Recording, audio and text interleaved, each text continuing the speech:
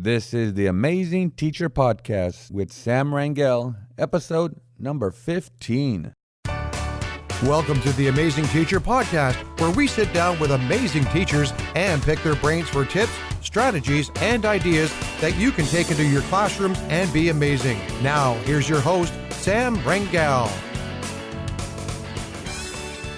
Welcome, amazing teachers, to the 15th episode of the Amazing Teacher Podcast. This is Sam from successintheclassroom.com, and I want to thank you once again for taking time out of your day to listen to the podcast. You know, one of the questions I ask the guests on the podcast is, what are some qualities that are common among amazing teachers? And if you notice, many of them say that amazing teachers are lifelong learners. They're always looking to learn how to be better teachers. Even if they've been teaching for several years, they're never satisfied with last year's lesson plans. And they're teachers like you. The fact that you are listening to this podcast shows that you are looking to learn how to give your students the best educational experience of their lives. And that is amazing. We need more teachers like you. So thank you again for listening in. Today, my guest is Judi Holst from TBD Teacher. I asked her what the TBD stands for, and she has quite a few options for us to choose from. You know, I had a great time talking with her. We could have gone on for hours. She teaches 8th grade, the same grade I taught for over 20 years, and anytime you get middle school teachers together, we just start sharing story after story, because if you've ever taught middle school, you know it's a very unique adventure. Judi offers some great advice, especially for middle school teachers, but advice that can be used at almost any grade level. And again, I just had a great time talking with Judi, and I know you will be inspired by what she shares on the podcast. So without further ado, let's get right into the interview with amazing teacher Judi Holst. Ready? Here we go. Today, I am so happy to have Judi Holst from her blog, TBD Teacher, on the podcast. Welcome to the show, Judi. Thank you for having me, Sam. Well, thank you again for taking time out of your day to sit down and let me pick your brain about teaching and what you're doing in class. First of all, before we begin, can you tell us a little bit about yourself, your teaching career, how you got into teaching, and maybe why you became a teacher, and what does TBD stand for?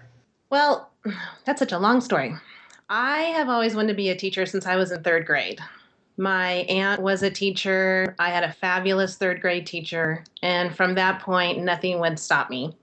So I went to San Diego State University to get my teaching credential and my master's and started teaching then. But jobs were really hard to come by. This was the early 90s, and there weren't a lot of teaching jobs around. But I was determined. My very first job was at a 100% African-American school. It was a Christian private school, and I was making $10 an hour with no benefits, no plan time. We had to wear skirts and dresses and pantyhose. We had to serve the kids a hot lunch. And so it was a very unique experience that was a little different from when I was student teaching. And I was a kindergarten teacher to start out with.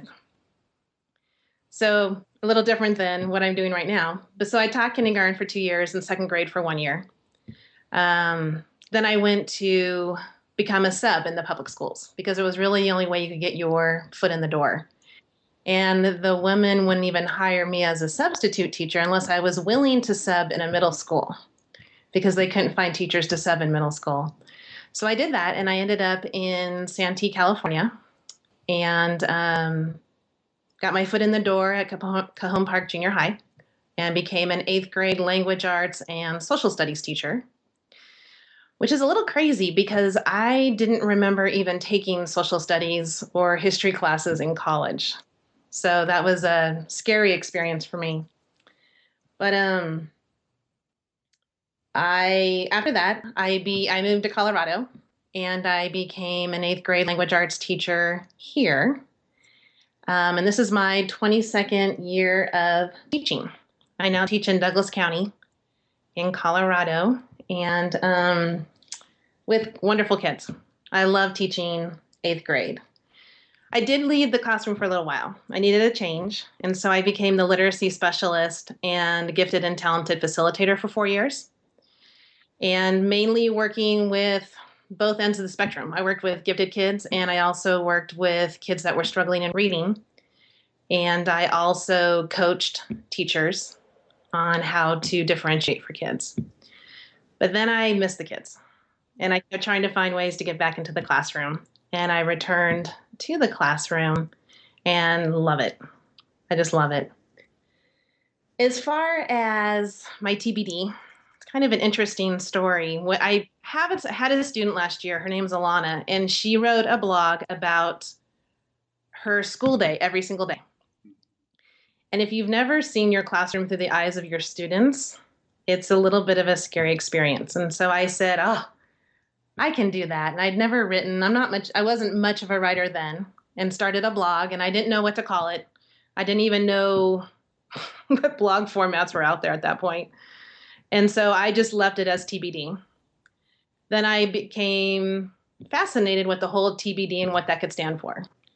And so TBD, I just let people decide. I have many options. It can be teaching by design, teaching butt heads daily,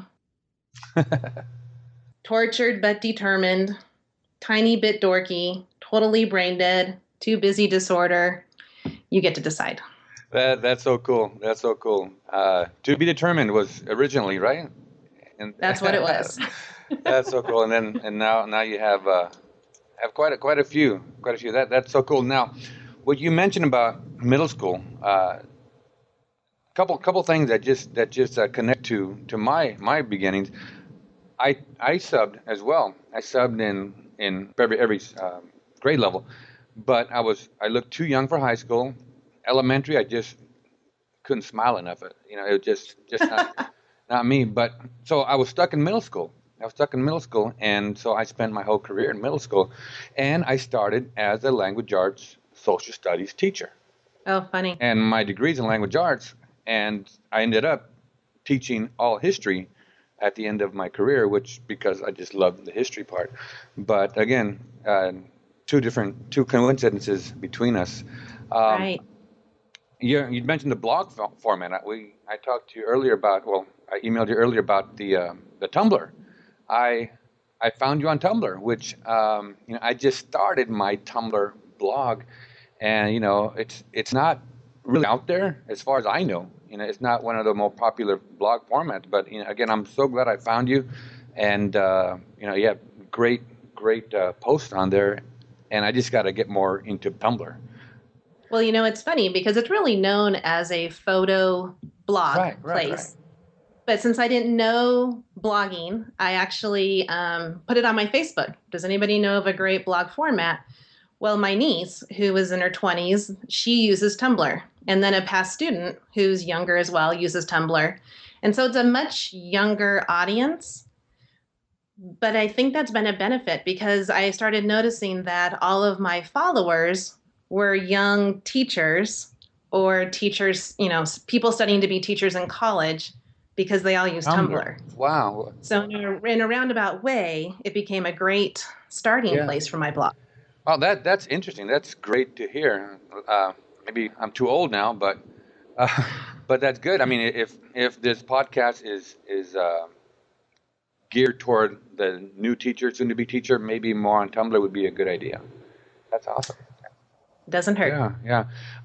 Again, you mentioned you taught 8th grade. Again, right away, I saw that on your blog and made you one of my favorite people of all time, because that, anytime I can connect with an 8th grade teacher, it's like we share something unique, because those 8th graders, they're like a different species sometimes. They are. They are crazy fun, though. Yeah, exactly. They're right in that middle of that identity stage. They don't know who they are yet, but as teachers, we have such a great opportunity to direct them in the right way. And I love that, being a middle school teacher. Do you find that? I do. 8th graders, they make me laugh so hard every single day. I can't think of a job where you would laugh every single day. And 8th graders can be brutally honest. Mm-hmm. I think it takes a different type of person to teach 8th grade. You can't have thin skin. But I also think that they're still young enough that you do have an impact where they're not thinking college 24/7 or their job 24/7. They still come to you with their problems. They still like to hang out with you before and after school. But I also stay in touch with a lot of my past kids. I call them my kids. They're always my kids. Yeah. Right. And, they've had an impact on my life too. So it's a great age. I don't think I'll teach any other age anymore. I agree. I loved it. I loved it. I taught 6th, I taught 7th, but 8th grade is just that one year where they're old enough to have more serious conversations, but young enough to be moldable. You can still connect with them and have an impact that's going to last a lifetime. I think that's a great time in their life. And I think, that's a great tip for new teachers is to be open to trying different grades because you really don't know. All my life I wanted to be a 3rd grade teacher. End of story. Didn't know I, would do kindergarten. Never thought about middle school ever. Never entered my mind. And so you really have to see where your niche is. Don't say no to any grade till you find that niche. Right. You talked about them being brutally honest. They're honest with themselves, which causes a lot of conflict sometimes. They don't know the power of their words yet, and they'll go up to someone and tell them, "Hey, you're fat," Right. And it's easy for kids at that age to get discouraged. Peer pressure is so important, and that's why I think as teachers, we serve as that support, that encourager, that person that offers them that praise that maybe they're not getting from their peers or even from at their home. So I think that's true. Yeah. So I think it's a great age, and again, I love talking with middle school teachers. They just, and I like talking to all teachers. I don't want to offend anybody, but but middle school teachers, we have, I don't know, maybe some kind of connection. I think so. It's why I love to go to the AMLE conference, the middle school conference, because you're with all the like-minded teachers who are as crazy as you are. So tell me about that. What is that? I've never heard of that. AMLE is an association of middle-level education. It used to be Middle School Association, and then it changed. I presented at the AMLE conference in the fall, and it was held in Minnesota. And it's middle school teachers from all around the world. There's thousands of us all in one place. And I like it because when you go to a conference, you always have to make it either fixed to your level or whatever you're teaching. And so when you go to the middle school conference, it always fits to your level. And I don't know. It's a great organization. I think the magazine they put out is wonderful also. Great articles. I'll put a link on the show notes to that Emily conference, just so people can take a look at it. A lot of new teachers, because the spots are filled in elementary and high school, end up in middle school. That seems to be a place where there's always an opening. Right. So this is probably good for our listeners, because you might end up in middle school, and if you're like Judi and myself, you're gonna love it. You're gonna love it, and you'll stick around. Well, I read your most recent post, and I was very, very inspired by what you're doing there. You're talking about using a television show called The Shark Tank to teach a lesson. Can you please tell us what you did there and how you used Shark Tank to connect with the kids? Oh, and mention the parents, involving the parents. That was really cool. Okay. The Shark Tank, it kind of came about in a roundabout way. I was sitting there watching this Shark Tank show, and I teach a advanced language arts class, and I also teach regular language arts. And my advanced class was participating in National Novel Writing Month, where they write a novel in 1 month. And I wanted to figure out what I was going to do with my other classes. I wanted to engage them. I wanted to pull in cross-curricular activities. And popular culture is a great way to pull in kids. And I'm a huge fan of the Shark Tank show. And so I started thinking about, could my kids do it? And that was the first point. Could my kids do it? Do I have enough time? How far do I want to take it? So I had them create inventions to solve a world problem. And what they thought were world problems were actually kind of funny because what are problems to them really are sometimes silly to us, but they were so creative. I wish 75% of their products that they could actually invent and have them work. So they had fun with that. They could work as a group of 3, a group of 2, or they could work by themselves. And they kept an invention log. I told them they need to keep an invention log because what if their invention does become real? What if they actually take it all the way? You still need to have that invention log that you're logging step by step of what you did.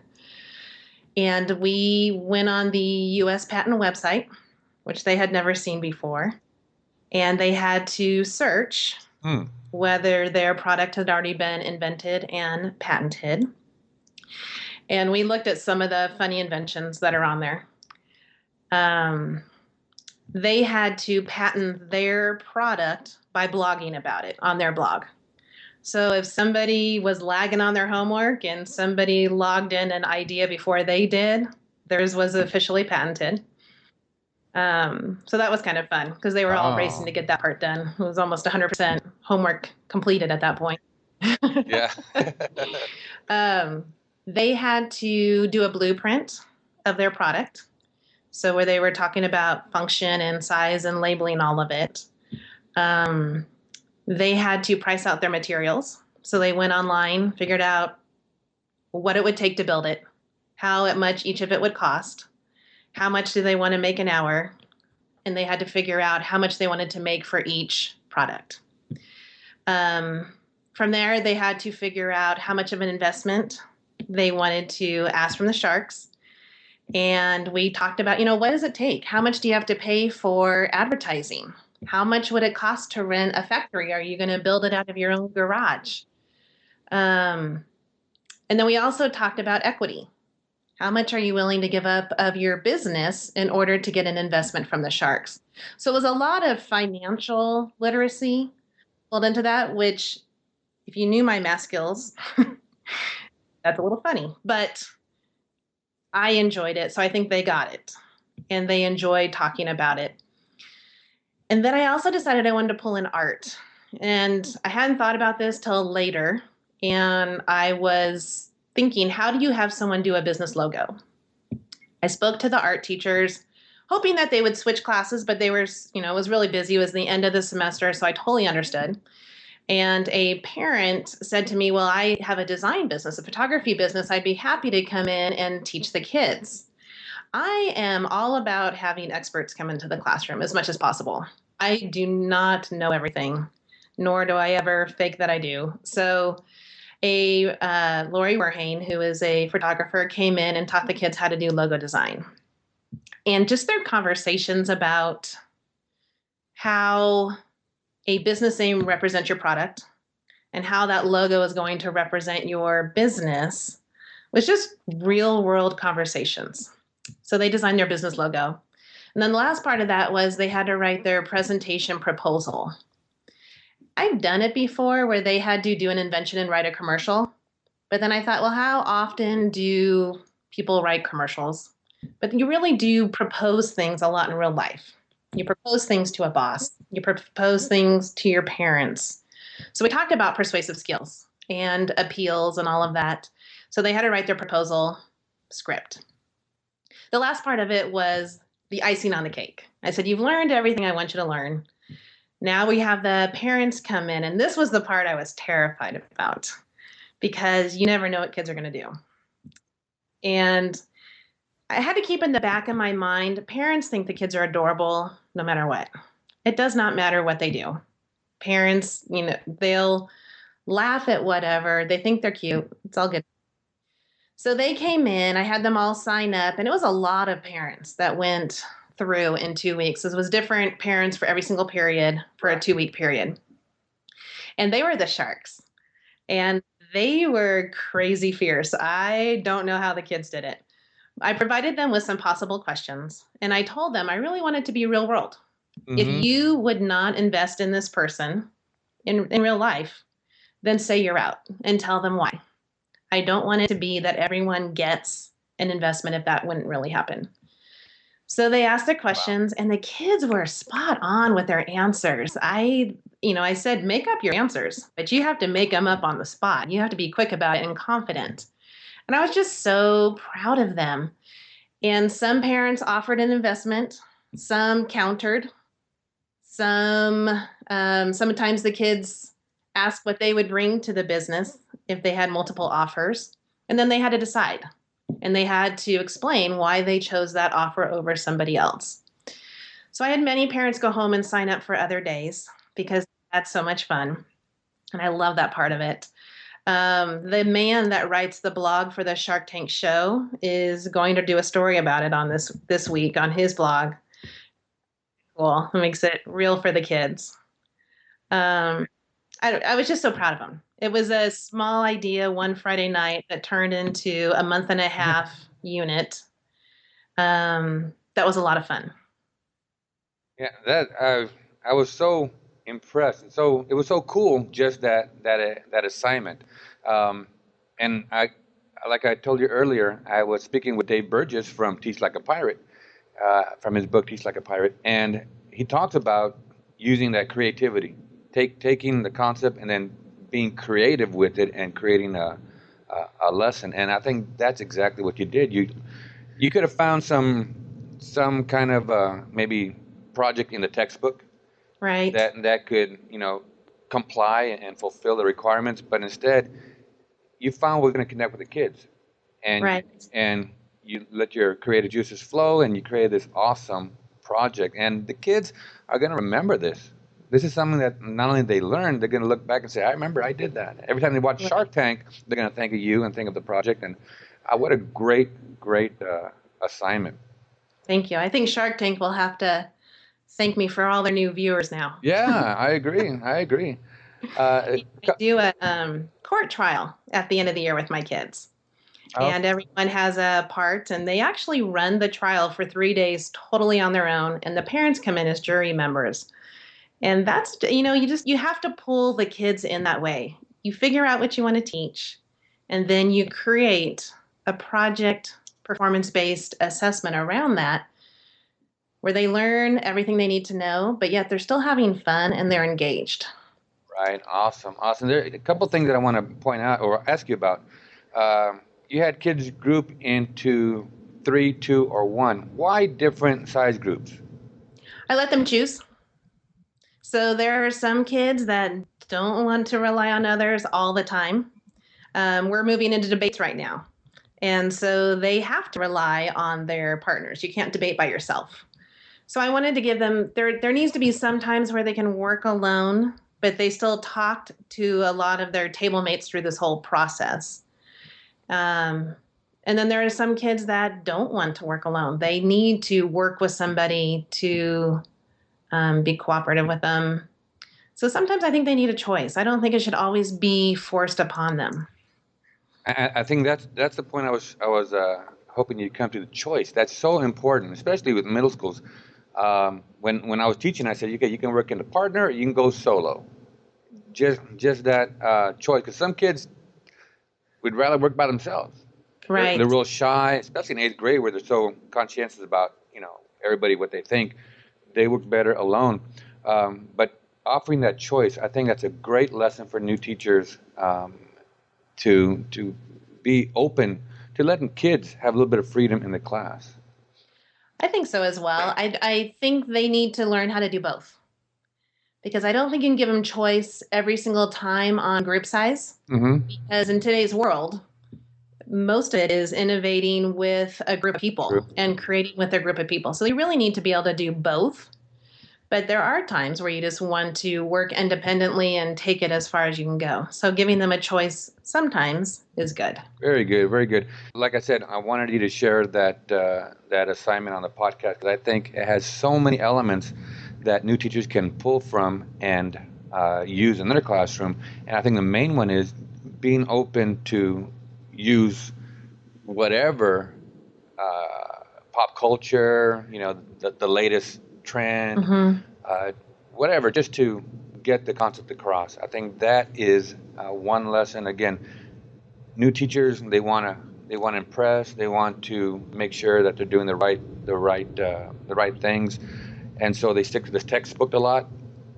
And amazing teachers are okay with putting the textbook aside and just being creative. No doubt. I agree. I think choice is big, but I think it's, finding some guidance. You have to find that teacher in your building who you can bounce those ideas off of. When you're a new teacher, you try to be this perfect person and you try to do it all, and you can't. So maybe it's teaming up. My very first unit I did this year is called This I Believe. And I co-taught it with another language arts teacher who I consider an amazing teacher. And we, spent a couple weekends together and days together just planning out the unit and just bouncing off, having that person to bounce ideas off of is so important. So as a new teacher, don't try to do it all, but find that person that you can help develop a unit. Great advice. Well, Judi, before we begin, I want to congratulate you on your Apple Award. You emailed me that you won the Apple Award for your school. Can you tell me a little bit about that? The Apple Award is given, there's one per school in our district. And there's a nomination process where students, parents, and teachers can nominate a teacher at their school. And then from there, our school narrowed it down to 3 teachers, and they voted. And so there's one per year, and then you fill out an application for the district that has a lot of essay questions and so on. And they choose finalists and a district award winner from there. But, I work at this school where teachers are amazing. It's a school where they push you and push you and push you, and you can't fall behind. So I'm just honored. I'm honored to have been chosen at our school just because I think there's so many great teachers at our school. Well, congratulations. Well deserved. Thank you. I'm just honored. The purpose of the podcast, Judi, is to sit down with amazing teachers like yourself and pick your brain for tips, strategies, and ideas that new teachers can take in their classroom and be amazing. You've already shared with us great tips and advice. In your experience, I know you've run across amazing teachers. You've mentioned that your school has many amazing teachers. Can you tell us what are some qualities that are common in the amazing teachers that you come in contact with? I think one of the most important qualities is to be passionate. You know a passionate teacher when you meet one. They're passionate about kids. They're passionate about what they do. They are lifelong learners because they're so passionate. They want to keep trying new ideas and learning from ideas. And I'm kind of known as a teacher resource book geek because I love reading teacher resource books. And I read them and I annotate all through them. And I don't always go back to them. And sometimes an idea will pop into my head. I'm like, wow, where did that come from? And I just know it comes from the reading. And it inspires me to try different things. Mm-hmm. There isn't a year where I teach the same lessons. And my husband said, this is your 22nd year of teaching. You would think you wouldn't spend all Sunday planning. Right. But it's the fun part. It's the creative part is the fun part sometimes. So lifelong learners is a big one. And just learning technology in today's world, I think, is a big part of being a lifelong learner and not falling behind. I think that an amazing teacher needs to connect with kids. You can watch a group of teachers with a group of kids and know who connects with the kids. I think being a language arts teacher makes it a little bit easier because I learn their lives in their writing and I learn what their interests are. But it's also standing outside and saying, hey, how was your soccer tournament today? Or, good luck on your drama rehearsal that you're trying out for. It's knowing what's going on in the kids' lives. I start a lot of my class periods with an attendance question. And such as, I don't know, if you could star in any movie, what movie would you star in and who would you play? Or, if you had one last book to read, what would it be? Something along those lines. And that's when I learned the most about the kids. And I go through, it's 10 minutes out of my short class period, but it's 10 minutes that is well worth it to be able to talk to them later and to let them know that I care. So I think connecting with kids is huge. We also make a huge deal out of birthdays. So I have an entire whiteboard devoted to a student whose ever birthday it is, which, when I have 160 kids, it's keeping track of it, but the kids can write messages to the kids all day long. I don't let them sing because 8th graders singing is not a good thing, but we pound on our desk. And the student gets to talk about what they're doing for the day. And I give them a birthday sticker. 8th graders still love stickers. They get a piece of candy. They're good to go. They feel loved for the day. So it's a big part of being a good teacher is just knowing what's going on with the kids. That again, just strikes so close to home. The birthdays, no singing in 8th grade. Can we sing? Can we sing? No, we don't sing in 8th grade. No singing. That's hilarious because it just, you go down the hallway and you hear kids singing, but they're the 7th graders, or the right. 6th. But 8th graders, we don't sing happy birthday. But again, we make a big deal. They like the sticker, they like the candy. They're still kids, but that's hilarious that the way just brings it all back. The connecting with kids, like you said, that is so key. Those 10 minutes, like you said, 10 minutes out of your instructional time, but those 10 minutes come back to you when that kid wants to misbehave or some other kid wants to misbehave, and that kid that you spent 10 minutes on will keep him in check or keep her in check because, hey, don't mess with my teacher. Don't mess with, Miss Holst. It's just very valuable investment, those 10 minutes. It is. And every Friday at the end of the day, I stand outside we call it a wing area where all our classrooms are, and I high five the kids on the way out the door. Have a good weekend, as many of the kids as I can, and some give me a hug. It's so funny because some will come back 3 more times just to hit your hand as hard as they can. But they know I'm slightly germophobic, so giving me the high five is this huge deal on a Friday. So I don't know. It's just nice. It's my favorite part of teaching. Right. It's so cool. I mean, in my position now, I deal with a lot of the discipline. I'll have kids in who are in trouble, but you can still, even if you have to, give a consequence, you can still do it in a way that you connect with kids. And even the next day, I'll have given a kid a detention or lunch on campus detention, and he'll say, "Hey, Mr. Rangel, how's it going?" Like it never happened because of that connection that we've created previously, and it's great. It's great to have that ability to high five a kid, and they'll high five you back. You put your hand up. Right. Sometimes the kids won't high five you if they don't have that connection. Right. And it does help with discipline. They know I love them. Mm-hmm. And so they don't like disappointing you. Right. And so I think that makes your discipline so much easier. Very true. Very true. Well, many new teachers and even some veteran teachers struggle with classroom management. And I think new teachers, this is that one area where they're going to have those challenges. Mm-hmm. What advice would you give a new teacher who might be struggling with classroom management? Well, I have one rule in my classroom, and that's it. I don't sit down and come up with rules with the kids. The very first day I tell them I have one rule, and that's respect. Respect yourself, respect your peers, respect me, respect the classroom. Because anything they could basically do would be breaking that one rule. Mm-hmm. And so anytime I see that, I'm, could you be respectful? And they know exactly what I'm talking about. I don't have to go on this, litany about what they're doing wrong. Hey, could you just be more respectful? And they get it. So I think that's a big part of it is just figuring out what's important to you, but don't They don't like a lot of rules, especially if you're teaching middle school. And if you start out the week or the year with, these are my rules, and you have them plastered on the board, I would have tuned out that teacher day one. So I think that's a big part of it.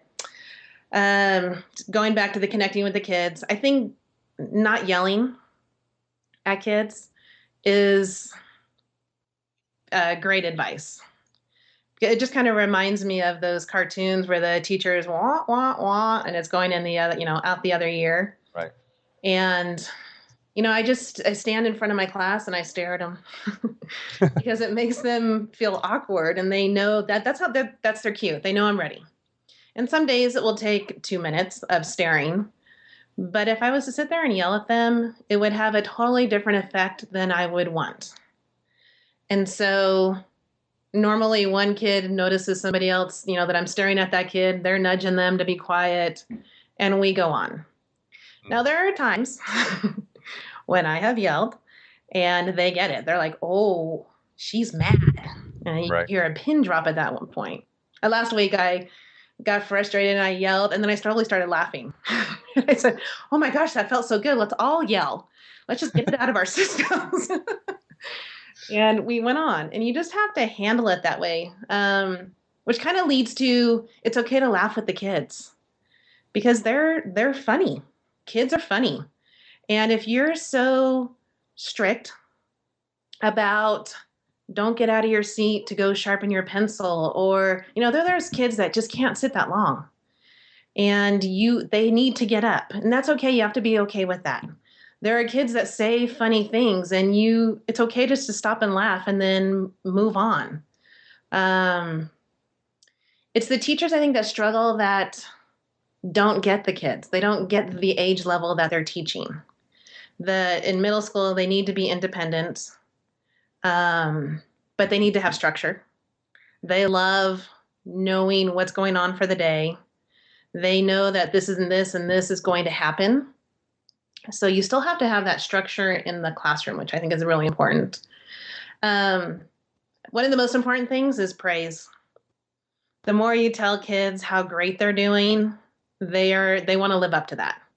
So, tonight I wrote an email to a parent saying, hey, I just want to let you know that your kid is awesome.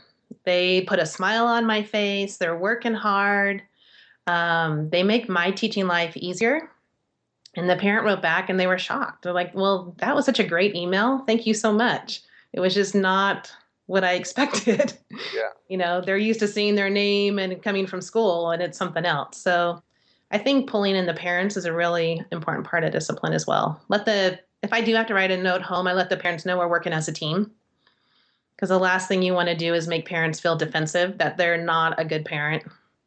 And so if you let them know, hey, I just want to let you know this is going on. Can we work together as a team?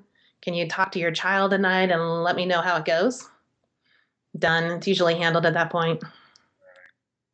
What great, just again, I love talking with 8th grade teachers because it just brings back all these awesome memories. That not yelling in class, you have those moments, but they're like almost strategic, where it has that impact.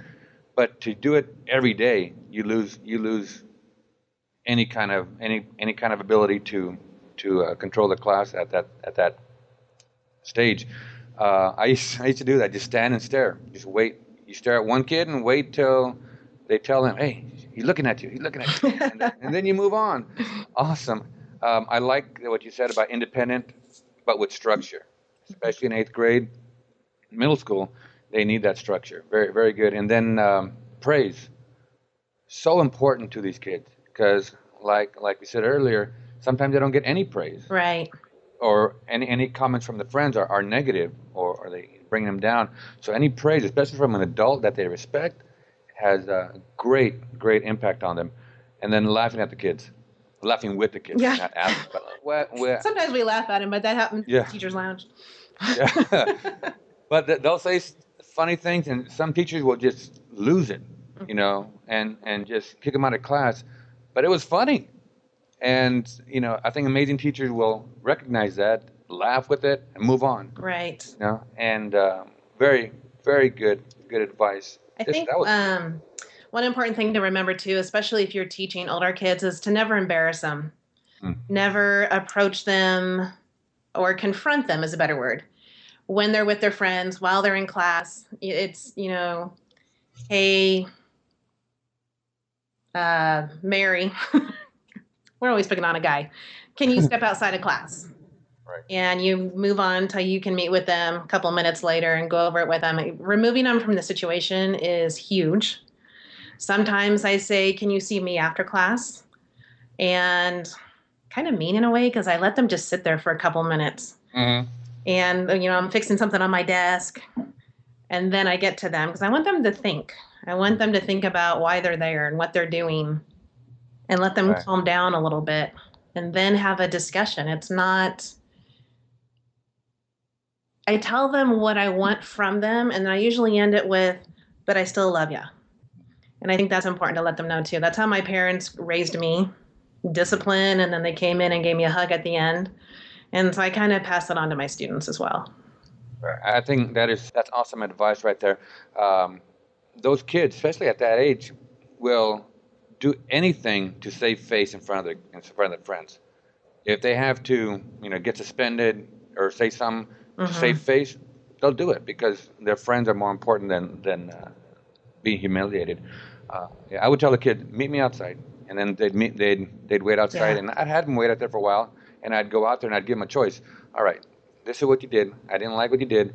I'll give you a choice though. You can go in and do what you're supposed to do, or I can send you to the office. What do you want to do? And they always said you want to come back in. Right. And I said, all right, well, I need you, and I give them explicit instructions. This is what you got to do. Don't just go in the classroom. You're going to go in there, sit down, get your pencil, and begin working on the assignment. Can you do that? And that's all it takes. Right. It's over. And it's over. Yeah, it's over. And there's no need to get the administration involved or to have a further discussion because they're kids. They made a mistake. You dealt with it and move on. And I think that's a great point about the administration. And, you being an administrator, I'm sure you can relate to this, that when I actually do send a student with a referral, they know it's huge because it only happens once or twice a year. Whereas you have the teacher who's referral for gum or something along those lines. Well, just, have the kids spit it out. Have them clean your room after class or something. Right, I'm sure administration goes, oh, no, not another one from that teacher. Yeah. And even today, I had a student sent up, and I go, what? This teacher never sends a student up. So I knew it must have been a big deal. Right. Because there are some teachers that deal with it in class because they understand the age and they have those connections. So we know when it's serious, when that one teacher who never sends a kid up has to do it. Well, do you have a favorite quote that has inspired you as a teacher, Judi?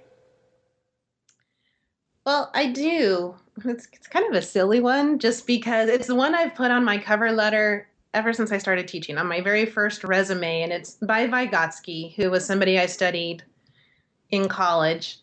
And it was, what a child can do in cooperation today, he can do alone tomorrow. And I really like that quote because I think of myself as more of a coach and a facilitator. And so my job is to provide them with the tools.